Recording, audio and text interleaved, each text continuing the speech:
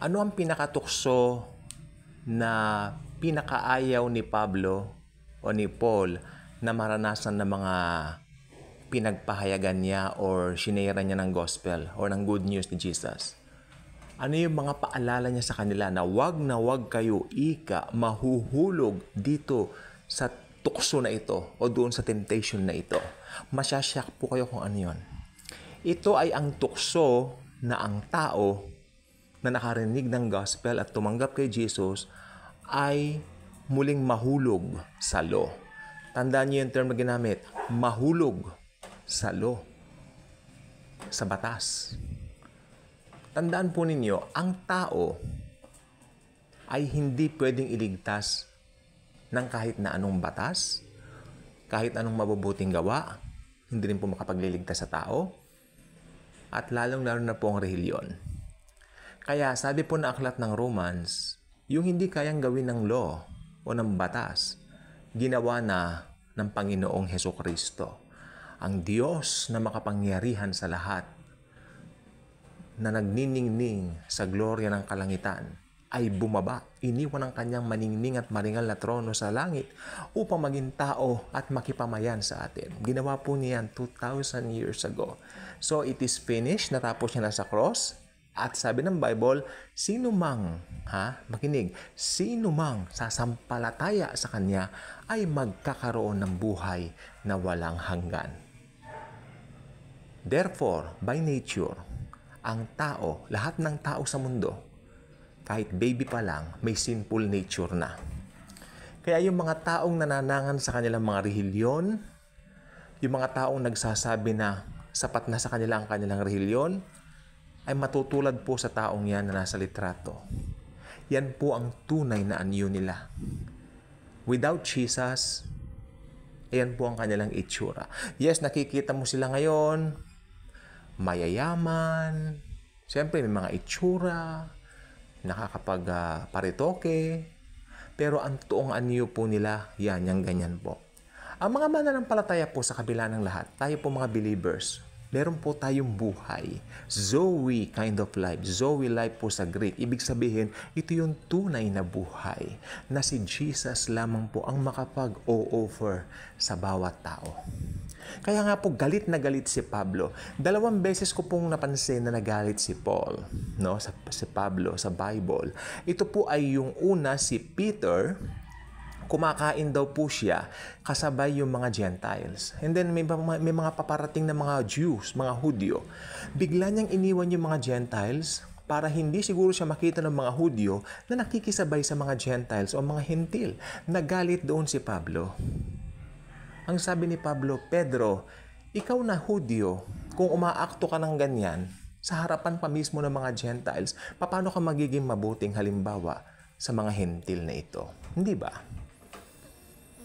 So, pinagmamalaki pa rin ni Pedro yung kanyang ancestry.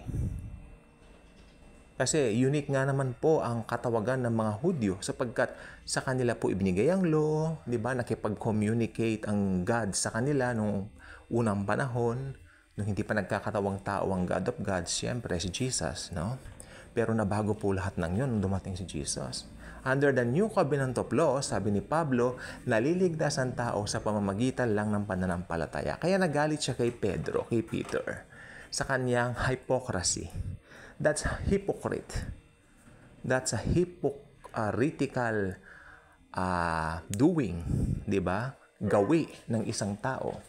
Plastic, sa ating makabagong term, Tupperware. Okay, pangalawa, nagalit si Pablo doon sa mga taga-Galacia. Kayong mga taga-Galacia, nagsimula kayo sa anong tawag dito? Sa espiritu. Ngayon, nagtatapos kayong uli sa batas. Sabi. Kaya nagalit doon si Paul. Babalik po ako. Sandali lang po. May ngayong aso. So, yun. Nagalit po si Paul 2 beses. No? So, makikita po natin dito na hindi talaga nagliligtas ang batas o ang anumang mabubuting gawa. Kaya itong sasabihin ko po sa inyo, kung naniniwala kayo na pwede kayong iligtas ng inyong relihiyon o ng inyong mabubuting gawa, tapos ayaw ninyong tanggapin si Jesus sa buhay ninyo, Ganyan po ang totoong anyo ninyo yang nasa litratong yan. I was so thankful this morning. You know what? I was about to do this vlog last night. So, kagabi po, mga 10 o'clock pa lang naman po, medyo pahinga naman na po ako. Sabi ko, mag-vlog kaya lang, perfect. Perfect din po kasi nagdesisyon na po ako matulog ng maaga kagabi.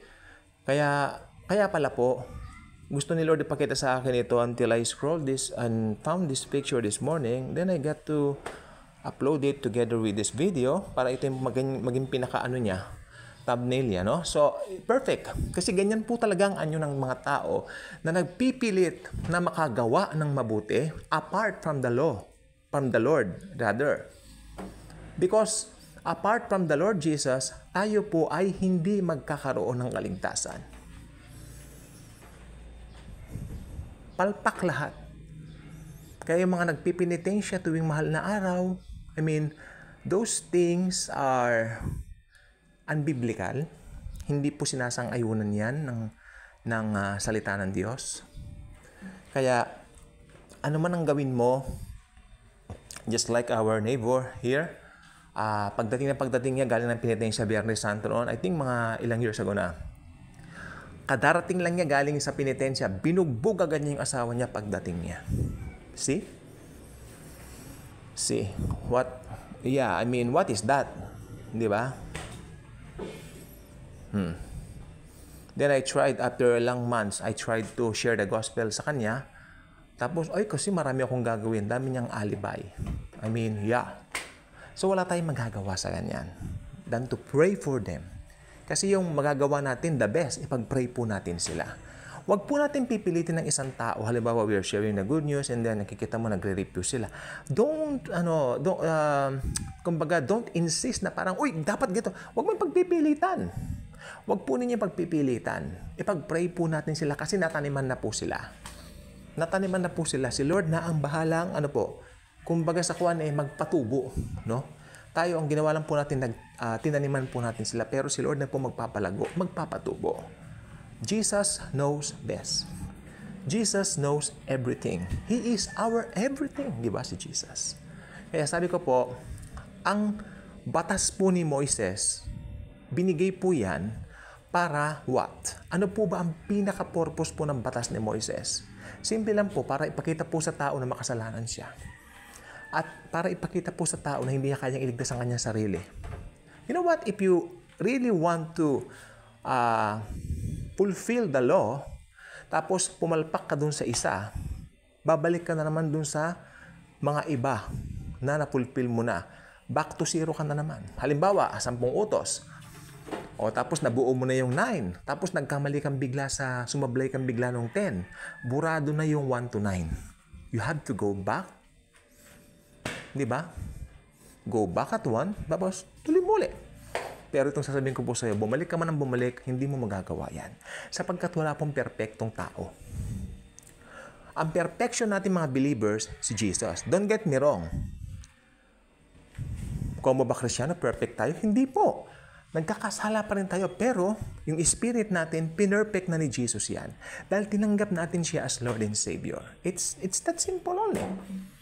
Very simple. If you wish to really receive the Lord right now, I would be willing to pray for you.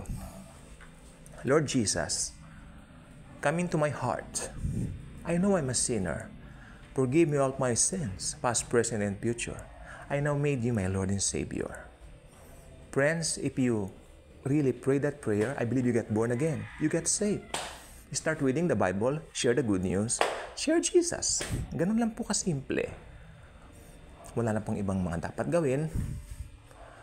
Mga ganito, ganyan, than to share Jesus. Amen? Ang salvation natin is a work of God. Patutunayan ko po yan. 2 Corinthians chapter 5, verse 17, very familiar, right? Sabi niya ganon, if anyone is in Christ, is now a new creation. Pero yung 18, minsan, dinededma, nilalagtawan. Ano ba yung 18? All this is from God. All this is from Jesus. All this is from the Lord Jesus. Di po ba? Siya yun. Di po ba? Basahin niyo, 2 Corinthians 5:18.